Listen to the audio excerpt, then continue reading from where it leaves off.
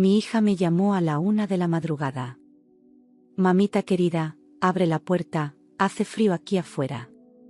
Me quedé congelada en el acto. Ella había muerto hace 4 años. Espié por la puerta y la vi parada allí. Entonces dijo: Mamá, ayúdame.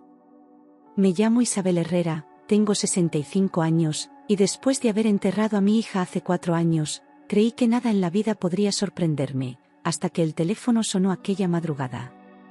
Eran exactamente la 1:03 de la mañana cuando ese timbre estridente rompió el silencio de mi casa, que ya no conocía otra voz más que la del viento. Me senté en la cama con el corazón en la garganta, el aparato temblaba sobre la mesita como si llevara un mensaje del más allá. Contesté sin pensar, apenas un «hola» salió de mis labios resecos. Una estática breve me respondió primero, y luego, una voz imposible. Me quedé sin aliento al escucharla, porque era una voz que no debía existir. A la 1 de la mañana escuché una voz que me arrancó el alma. Mamita querida, abre la puerta, hace frío aquí afuera. Era una voz suave, rota, familiar hasta los huesos. Era la voz de Ana. La voz que se había apagado entre llamas según el acta de defunción, la que lloré en un ataúd cerrado, la que no debía, no podía, estar hablándome ahora. Me llevé la mano al pecho, como si pudiera detener el vértigo. El tiempo se congeló. Me quedé inmóvil. Pensé que estaba soñando, o que mi mente, desgastada por los años de luto, finalmente me traicionaba. Cerré los ojos un segundo, esperando despertar, pero la voz volvió, más quebrada, más urgente: mamá, por favor. Sentí un golpe seco en el pecho, como si el corazón dudara entre seguir latiendo o rendirse. Esa súplica no podía salir de un fantasma. O estaba viva, o me estaba volviendo loca. Me acerqué a la puerta temblando, sin saber si corría hacia un milagro o una pesadilla. Cada paso me costaba como si cargara años de dolor encima. Giré el picaporte lentamente, con miedo, y abrí apenas la rendija. Y entonces la vi. Mi hija. Ana. Pálida, más delgada que nunca, con el rostro demacrado y los ojos hundidos, parada bajo la luz tenue del farol. Estaba viva, viva. ¿Eres tú?, conseguí susurrar, sintiendo que las palabras salían desde el fondo de mi alma. Ella no respondió, solo cayó en mis brazos, flácida, débil, como si el último esfuerzo de su cuerpo hubiera sido llegar hasta mí. Ayúdame, mamá, ya no puedo seguir huyendo sola, murmuró con un hilo de voz que apenas se oía. Su aliento era tibio, real, humano. Yo la abracé con miedo de que se desvaneciera otra vez. Cerré la puerta con manos torpes, como si temiera que el mundo entero viniera a llevársela. Mi corazón latía tan fuerte que dolía en el pecho y en los oídos, como un tambor que avisaba que algo irremediable había comenzado. Ana tiritaba, mojada por la neblina y envuelta en un abrigo viejo. Su cuerpo era piel y huesos. La llevé hasta el sofá, tratando de no derrumbarme, de no llorar todavía. Estaba viva, pero rota. Le preparé una manta gruesa, le serví té caliente, y la ayudé a sostener la taza porque sus manos temblaban sin control. Se la acercaba a los labios con esfuerzo, como si no comiera nada desde hacía días. Cuando la luz iluminó su rostro, vi lo que el fuego le había hecho: cicatrices oscuras cubrían parte de su cuello y mejilla izquierda. Mi hija había regresado, pero no era la misma. Era una sobreviviente. No morí en aquel incendio, mamá, alguien quiso matarme. Su voz fue firme, pero sus ojos estaban llenos de terror. Sentí que el mundo giraba en sentido contrario, que todo lo que había creído se desmoronaba de golpe. Dejé caer la taza sobre la mesa sin darme cuenta. Ana me miró, esperando que creyera, que no la negara como lo hicieron tantos. Pero yo ya lo sabía. En el fondo, siempre lo supe. Algo no encajaba. Ana respiró hondo, como si las palabras le costaran más que las heridas. Fue Julián, mamá. Él y su amante, Mariela. El aire se volvió pesado, irrespirable. Sentí un calor que me subía por la espalda como si algo me quemara por dentro. Julián, el hombre que yo abracé en el funeral, el que lloró conmigo, el que prometió justicia. Mariela, la amiga cercana, la que ayudó con las flores, la que me miraba a los ojos. ¿Cómo? Casi me desmayé. Tuve que sentarme de golpe para no caer al suelo. Recordé el día del entierro, las lágrimas falsas de Julián, sus palabras vacías. Mi pobre Ana, la amé tanto, todo era mentira.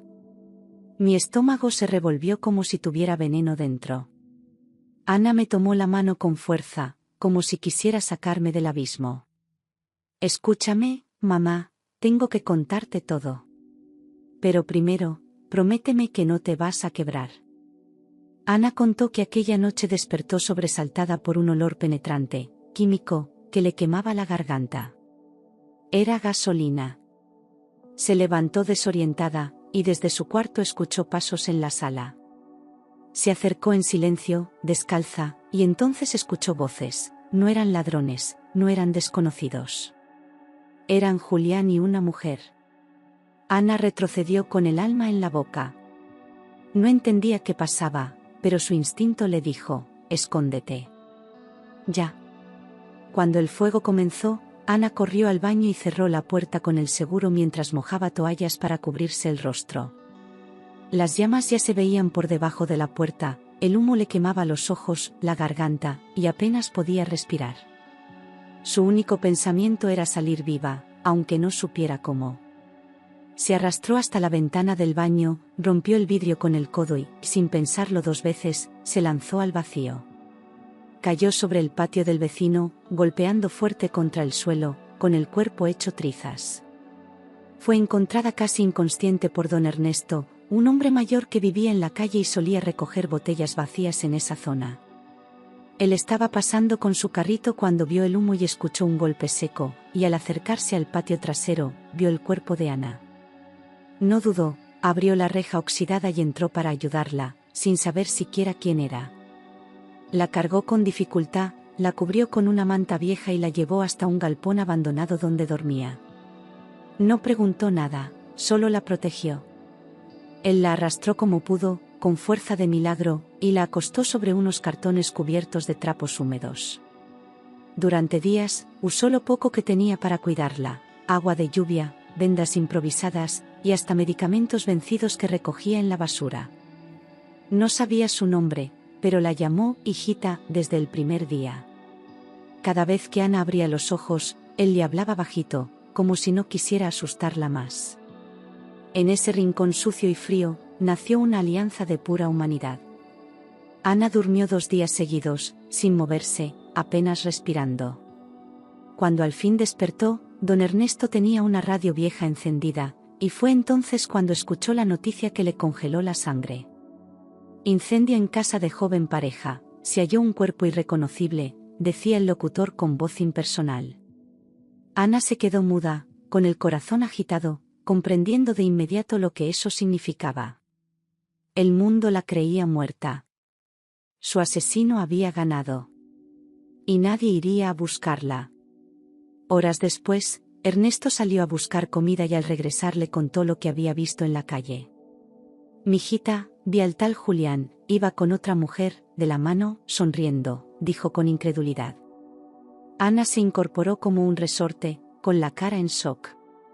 ¿Estás seguro?, preguntó. Él asintió. Vivían como si nada, se metieron a la casa incendiada como si fuera suya. Ana sintió que le arrancaban el alma. Julián no solo la había intentado matar, ya la había reemplazado. Él se lo contó sin saber a quién tenía frente a él, solo hablaba como un testigo inocente. Ese hombre ya anda con otra.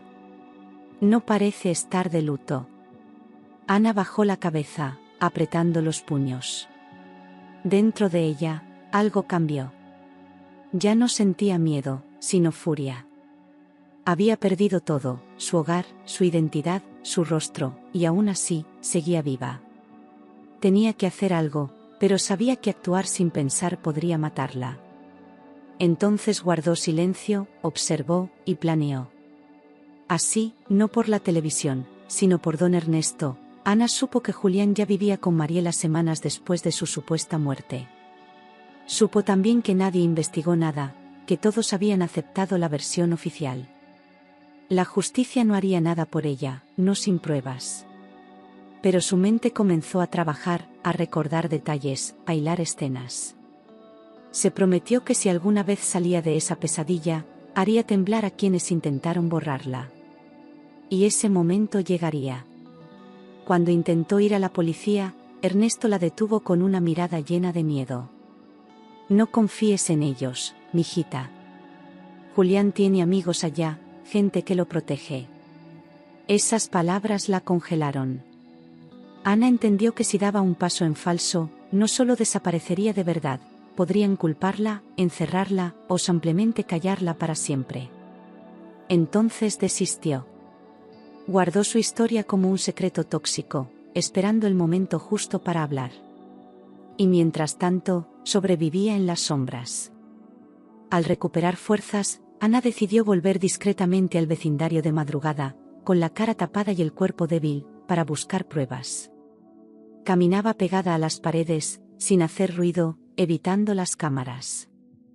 No tenía un plan claro, solo una necesidad urgente de saber. Cuando llegó frente a su antigua casa, no pudo evitar temblar, solo quedaban ruinas, hollín y recuerdos. Pero al mirar alrededor, vio algo más importante, la mirada sorprendida de un vecino que la reconoció. Tocó la puerta de dos vecinos de confianza, personas que habían sido amigas de su madre desde siempre. Ellos se quedaron paralizados al verla viva, con el rostro desfigurado y los ojos cansados. «No griten, soy yo, Ana», susurró, y ellos la abrazaron sin preguntar nada. «No puedo volver oficialmente, pero necesito su ayuda», explicó. Ambos aceptaron sin dudar. Sabían que esa historia no había terminado. Y que Ana estaba lista para empezar a escribir su verdad. Revisaron juntos las cámaras de seguridad externas que apuntaban hacia la calle aquella noche, conectadas aún al sistema antiguo del edificio contiguo. Uno de los vecinos, que era técnico en informática, logró recuperar archivos eliminados del respaldo automático. Las manos de Ana temblaban mientras miraban la pantalla.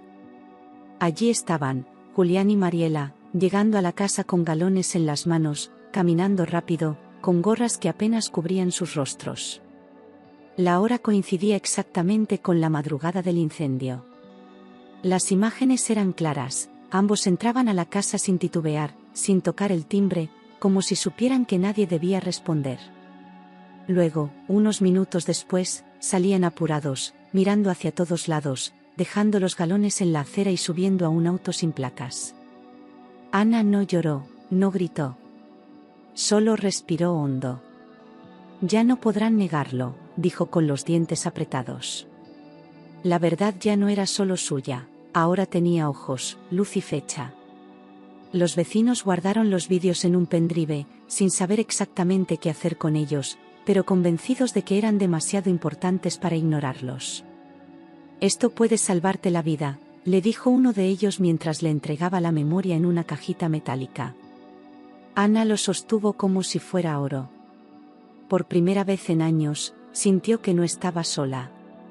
Tal vez no tenía justicia aún, pero tenía evidencia. Y eso podía cambiarlo todo. Ana siguió escondida, usando el galpón de Ernesto para dormir y evitando cualquier contacto que pudiera exponerla. Por las mañanas pedía trabajos temporales, lavar patios, limpiar vidrios, repartir volantes. Nadie sabía su nombre real. A veces, lloraba en silencio al ver niños jugando o parejas abrazadas. Había aprendido a desaparecer, a no dejar huellas. Pero cada noche, al cerrar los ojos, repetía lo mismo: resiste. Resiste un poco más. No me buscó antes porque decía que Julián era demasiado peligroso y podía usarme como carnada. Si él sabe que estás viva, va a buscarte. Y si no puede encontrarte, va a ir por ti, mamá. Esas palabras me helaron cuando las escuché. Entendí que su silencio no había sido abandono, sino protección. Me dolía pensar en el tiempo perdido, pero el miedo era más fuerte. Ana había vivido 4 años huyendo de un fantasma con cara conocida. Pasaron 4 años así, en silencio, miedo y supervivencia, mientras el mundo seguía creyendo que Ana estaba muerta. El acta de defunción seguía vigente, su tumba seguía con flores, y yo seguía hablando con una lápida. Nadie podía imaginar que ella respiraba aún, en otra parte de la misma ciudad. Cada cumpleaños, cada aniversario, yo encendía una vela, y ella, lejos, lloraba en la oscuridad. Ambas vivíamos de recuerdos que nos destrozaban. Solo quería que tú no sufrieras más, mamá, por eso tardé tanto, dijo llorando, con la voz rasgada por los años de silencio. La miré y ya no vi a la niña que había criado, sino a una mujer herida que sobrevivió al infierno. Perdóname por no haber vuelto antes. Por hacerte llorar. Yo no podía responder. La rabia, la ternura, el alivio, todo me golpeaba a la vez. Solo la tomé de la mano. Estaba viva. Eso era todo. La abracé con una fuerza que no sabía que tenía, con los brazos de una madre que ya no temía nada. Nadie volverá a tocarte. Nadie. Y al decirlo, me juré a mí misma que esta vez no me quedarían las manos vacías. Iba a protegerla, a limpiar su nombre, a devolverle la vida. El dolor había terminado. Ahora comenzaba otra guerra. Y yo la pelearía con todo lo que tenía. Fuimos juntas a la Fiscalía especializada en feminicidios. Pedí sigilo absoluto, sin registros digitales a nuestro nombre. Los funcionarios, acostumbrados al horror, no pudieron disimular el asombro. Ana habló con firmeza, mostrando sus cicatrices y la memoria USB con las grabaciones. Nadie interrumpió. Por primera vez en años, su testimonio no caía en oídos sordos. La justicia, por fin, tenía rostro, voz y pruebas. Los agentes quedaron sin palabras al ver a Ana viva, de pie frente a ellos como un testigo resucitado. Cuando reprodujeron las imágenes del incendio y escucharon su relato completo, supieron que no se trataba solo de un caso de violencia doméstica. Esto era una historia de intento de asesinato, de engaño sistemático, de impunidad sostenida por el silencio. Y ahora todo estaba por salir a la luz. El expediente se abrió de inmediato. Ella ingresó al programa de protección a víctimas y fue llevada a una casa segura, lejos de la ciudad, con nueva documentación y vigilancia discreta. No podía tener redes sociales, ni comunicarse con nadie fuera del equipo asignado, salvo conmigo. Aún así, Ana respiró aliviada por primera vez en años. Me decía que al fin podía dormir sin miedo, sin sobresaltos por cada ruido. Su rostro seguía marcado por el pasado, pero sus ojos empezaban a brillar de nuevo. Los investigadores analizaron el historial de seguros que Julián había cobrado tras la tragedia, revisando documentos que antes habían pasado desapercibidos. Hallaron montos exorbitantes recibidos por él apenas días después del incendio, incluyendo una cláusula por muerte accidental. También descubrieron una modificación reciente del testamento, donde Ana supuestamente le dejaba todo. La firma no coincidía con ninguna anterior. Había demasiadas irregularidades. Todo apuntaba a un plan frío y calculado. Descubrieron que falsificó la firma de Ana en múltiples documentos, no solo del seguro, sino también en cuentas bancarias y escrituras de propiedad. Usó datos personales robados y convenció a un notario corrupto de validar los papeles. El fraude era más profundo de lo que imaginaban. Julián no solo había intentado matarla, había borrado su existencia legal para quedarse con todo.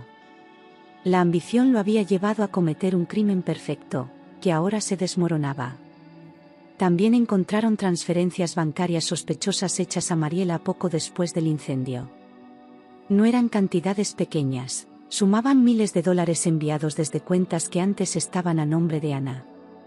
La conexión entre ellos ya no era solo emocional, sino financiera y delictiva. Mariela había sido cómplice activa. No fue la amante que se dejó llevar, fue parte esencial del plan. Esa revelación provocó una nueva línea de investigación contra ella. Con estas pruebas, la policía solicitó órdenes de arresto contra Julián y Mariela ante el juez. La carpeta de investigación incluía intento de feminicidio, fraude agravado, falsificación de documentos y asociación delictuosa. El juez no dudó en firmar las órdenes. El caso ya no era solo de Ana. Era un ejemplo de lo que pasa cuando las víctimas sobreviven y se atreven a hablar. Y esta vez, la justicia tenía todo lo que necesitaba para actuar. Pero para capturarlos legalmente, necesitaban lo esencial: confirmar de forma oficial que Ana estaba viva y dispuesta a declarar públicamente. No bastaban los vídeos, las transferencias ni los testigos. Ella debía poner su rostro frente al sistema que la había dado por muerta. Y aunque le temblaban las manos, aceptó sin titubear. «No me escondí tanto tiempo para volver a callar», dijo. Esa fue la frase que marcó el inicio de la ofensiva final.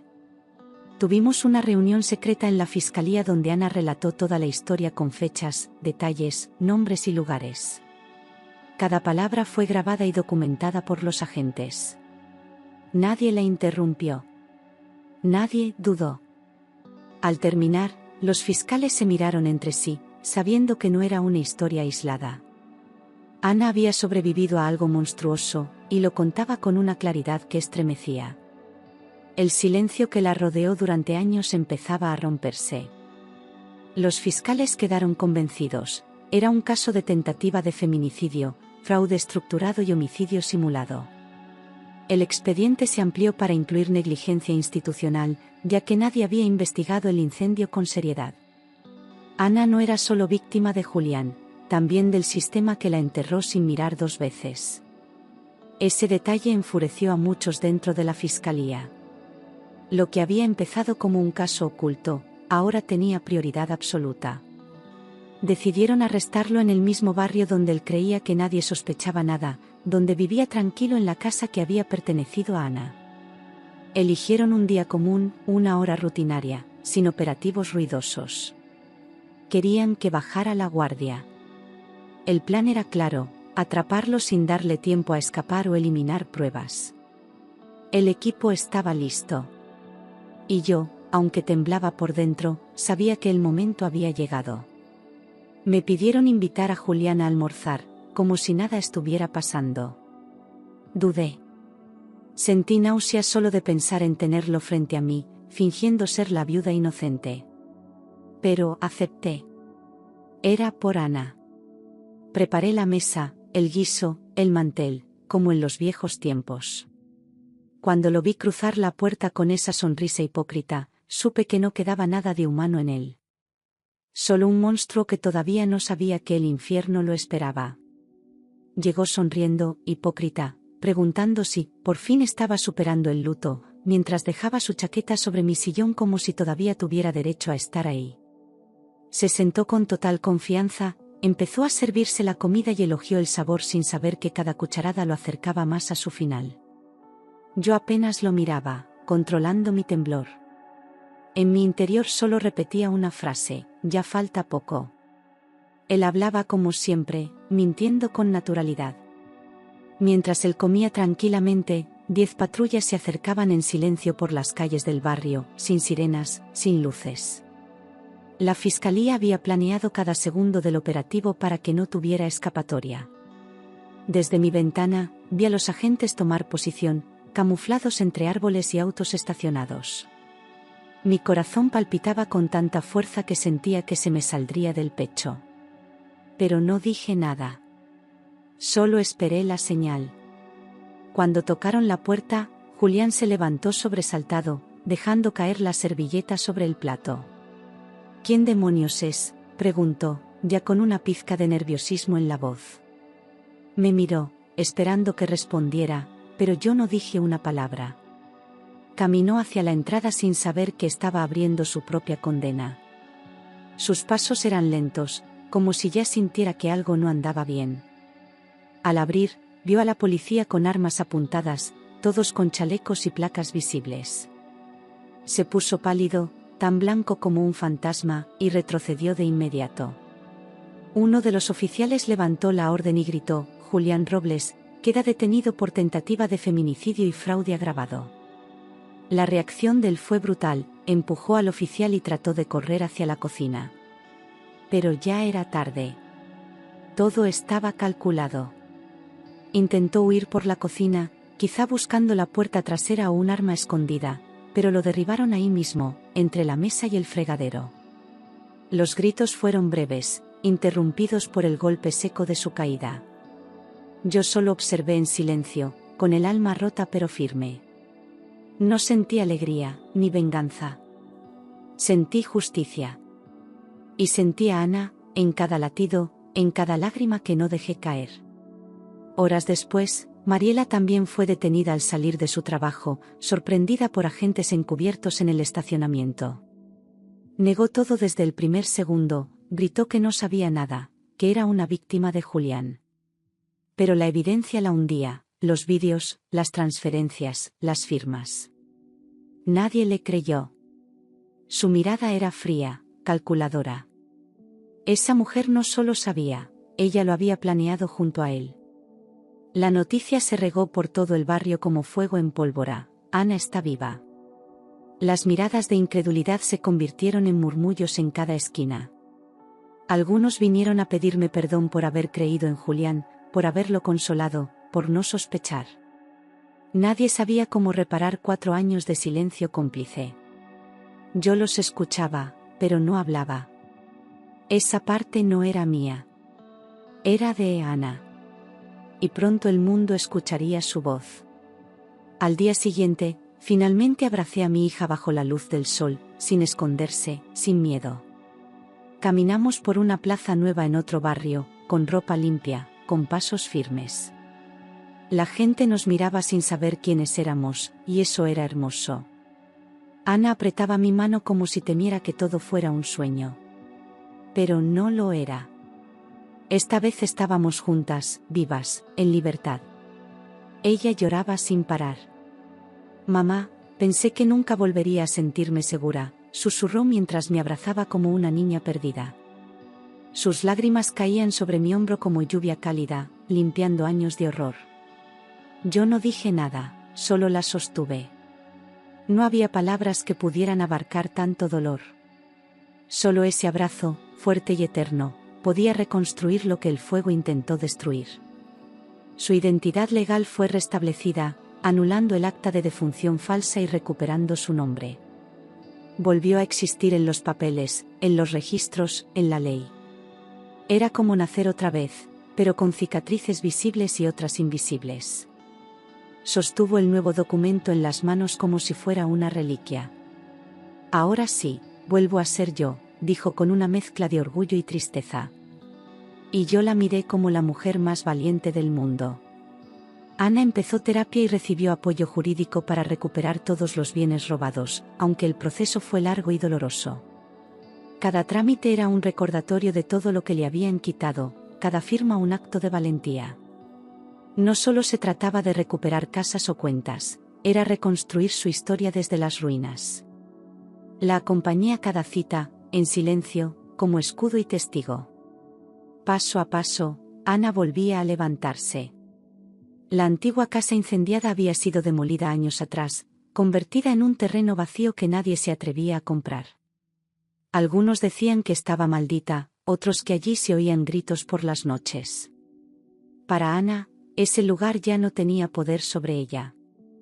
Las pruebas en vídeo eran más fuertes que cualquier rastro físico. La verdad estaba viva. Y su cuerpo, sus cicatrices, su voz, eran la prueba más irrefutable de todas. El caso fue llevado a juicio con base en los vídeos, el testimonio de Ana y las falsificaciones bancarias y de seguros. El tribunal estaba lleno, con periodistas, abogados y vecinos que ahora querían saber la verdad. Ana declaró firme, sin quebrarse, mirándolos a todos sin bajar la cabeza. Su historia conmovió incluso a los que antes dudaban de ella. No pidió lástima. Solo justicia. Y la sala entera lo entendió.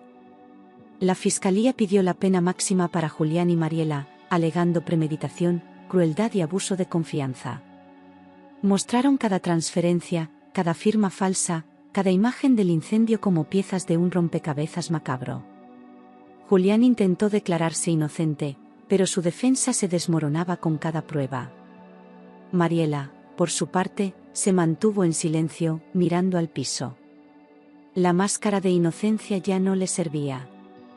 El juicio ya tenía un rumbo claro. Meses después, ambos fueron declarados culpables. El juez llamó el caso feminicidio frustrado agravado con fraude y suplantación de identidad. La sentencia fue ejemplar: 40 años para Julián, 35 para Mariela. Ninguno mostró arrepentimiento. Pero ya no importaba. El veredicto era un cierre, un acto de reparación. Y para Ana, era la primera vez que el mundo le devolvía algo en vez de quitárselo. Ana recibió apoyo del Estado y comenzó a reconstruir su vida y su dignidad desde cero. Eligió un nuevo nombre para algunos registros, pero mantuvo el suyo para recordar que sobrevivió siendo quien era. Volvió a estudiar, retomó la pintura y hasta dio charlas sobre resiliencia. Su historia tocó muchas vidas. Ya no era solo una víctima, era un símbolo de fuerza. Y yo, como su madre, no podía estar más orgullosa. Compramos juntas una casita sencilla en otra ciudad, lejos de cualquier recuerdo doloroso. Era pequeña, pero llena de luz, con un jardín donde Ana plantó jazmines y lavanda. Cada rincón fue decorado con cuidado, como si sanara una herida con cada cuadro colgado. Vivíamos tranquilas, con silencios cómodos y risas nuevas. Después de tanto horror, el silencio ya no daba miedo. Ahora era paz. A veces, a la 1 de la mañana, aún me llama desde su cuarto: «Mamá, ¿estás despierta?». Y yo corro hacia ella, como hace años, sin preguntar nada. Me siento a su lado, le tomo la mano, y espero. Algunas noches no dice nada, solo quiere sentir que sigo ahí. Otras, me cuenta un recuerdo, un sueño, una duda. Y yo escucho. Porque ahora sí puedo. Porque ahora ella está viva. Ahora puedo responder sin miedo: «Aquí estoy, hija». Y esta vez, nadie volverá a separarnos. Y esa promesa, dicha en voz baja, se convierte en un escudo contra cualquier sombra. Ana duerme. Yo la miro en silencio. Y aunque el pasado sigue doliendo, ya no tiene poder sobre nosotras. Somos madre e hija otra vez. Enteras. Libres. Y listas para vivir lo que la vida aún nos debe. A veces me despierto antes que ella, camino descalza hasta su cuarto y la observo dormir con el rostro en paz, como no la veía desde que era una niña. Ya no hay vendas, ni sombras, ni voces que la persigan. Solo sueños que vuelven poco a poco. Algunas noches murmura en voz baja, como si hablara con alguien que ya no está. Yo me quedo allí, escuchando. Porque todo lo que sale de su alma ahora merece ser oído. Don Ernesto sigue en su galpón, pero ya no está solo. El gobierno le dio un lugar digno donde vivir, pero él prefirió quedarse donde encontró a Ana por primera vez.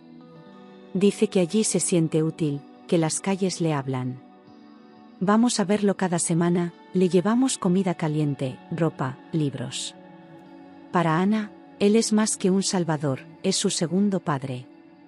Y para mí, es el ángel que Dios envió cuando todo parecía perdido.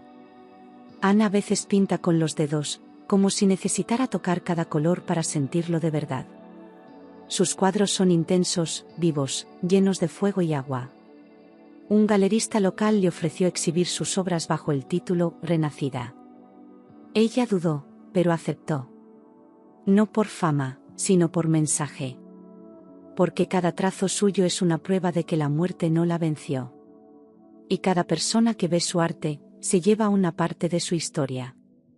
Con el tiempo, empezaron a llegar cartas de otras mujeres que vivieron cosas parecidas, pero que aún tenían miedo.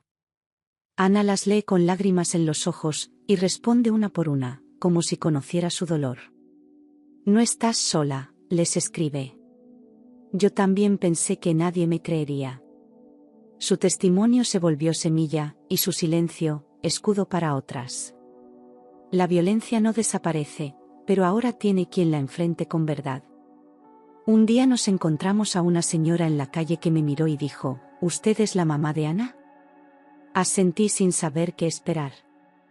Entonces me abrazó con fuerza y dijo, gracias por no rendirse. Su hija nos dio esperanza a muchas. Me quebré ahí mismo, en mitad de la acera. Porque nunca imaginé que ese dolor serviría para algo. Pero sirvió. Y aunque aún duele, ya no es inútil. Julián y Mariela apelaron sus condenas, pero la justicia se mantuvo firme. Las pruebas eran sólidas, el testimonio irrefutable. Ya no quedaban rincones donde esconder la verdad. Su caída fue completa, como sus mentiras. Ana no quiso ir a las audiencias finales. No necesito verlos más, dijo. Ya no tienen poder sobre mí. Y tenía razón. La verdadera victoria no fue que ellos cayeran, fue que ella se levantara. A veces, frente al jardín, Ana me pregunta si todo eso realmente pasó. ¿De verdad estuve muerta para el mundo? Yo no sé cómo responder. Porque sí, lo estuvo. Pero ahora está más viva que nunca. Le tomo la mano y le digo, estás aquí. Eso es lo único que importa. Y ella sonríe. Y yo respiro. ¿Por qué sobrevivimos? Porque volvimos del abismo. Porque el amor fue más fuerte. Ya no guardo velas en el cajón. Las flores no van al cementerio, sino a nuestra mesa. Ya no hablo con una lápida, sino con una hija que me mira, que me escucha, que me abraza cada día como si fuera el primero. Vivimos con poco, pero vivimos llenas. No necesitamos lujos. Solo luz. Y promesas cumplidas. Y una puerta que ya no teme sonar a la 1 de la madrugada. Esa madrugada en que todo cambió dejó marcas en mí, pero también una certeza, los milagros existen. No vienen envueltos en luces ni en ángeles alados. Vienen sucios, heridos, con la voz temblando del frío y el alma partida. Vienen en forma de hijas que regresan. Y de madres que nunca dejaron de esperar. Porque a veces, el amor es la única llama que no se apaga con el tiempo. Y si alguna vez alguien pregunta cómo sobrevivimos, les diré lo que aprendí, que la verdad arde, pero también ilumina. Que hay oscuridades largas, pero ninguna eterna. Que el silencio puede matar, o puede salvar. Y que una madre que cree en su hija puede sostener el mundo con solo un abrazo. Así cerramos esta historia. No con un final feliz de novela, sino con una vida nueva. Real. Nuestra.